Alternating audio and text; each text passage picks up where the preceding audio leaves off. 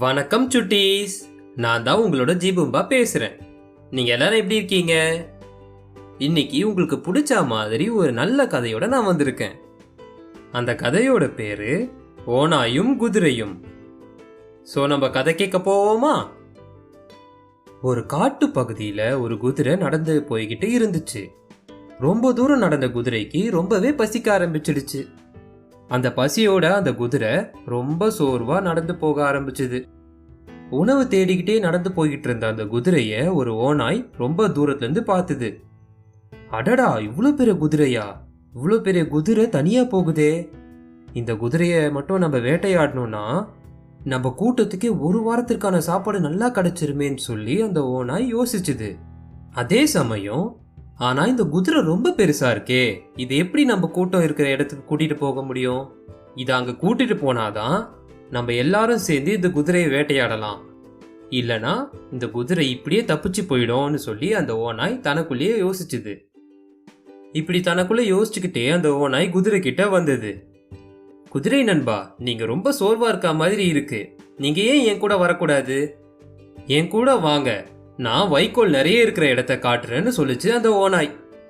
புத்திசாலியான அந்த குதிரை லேசா சிரிச்சுக்கிட்டு, நீ என்ன வைக்கோல் திங்கிற மிருகமா? உனக்கு எப்படி அந்த இடம் தெரியும்? உனக்கு வைக்கோல் திங்கிற பழக்கம் இருந்தா கூட நீ எதுக்கு எனக்கு உதவி செய்யணும்? இந்த மாதிரி நிறைய கேள்விகள் கேட்க ஆரம்பிச்சது அந்த குதிரை.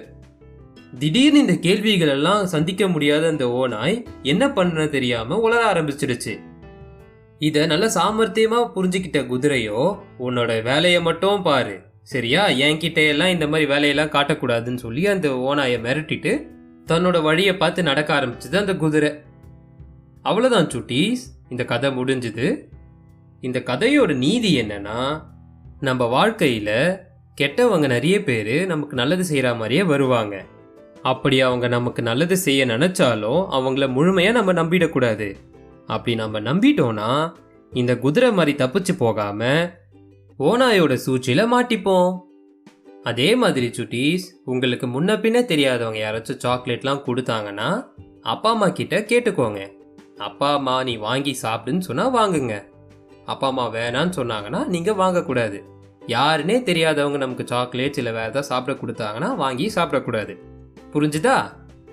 அவ்வளவுதான் சுட்டீஸ். இன்னொரு நாள் இதே மாதிரி ஒரு நல்ல கதையோட நான் உங்களை சந்திக்கிறேன். அது வரைக்கும் உங்க ஜீபும்பா கிட்ட இருந்து டாடா, பாய் பாய்.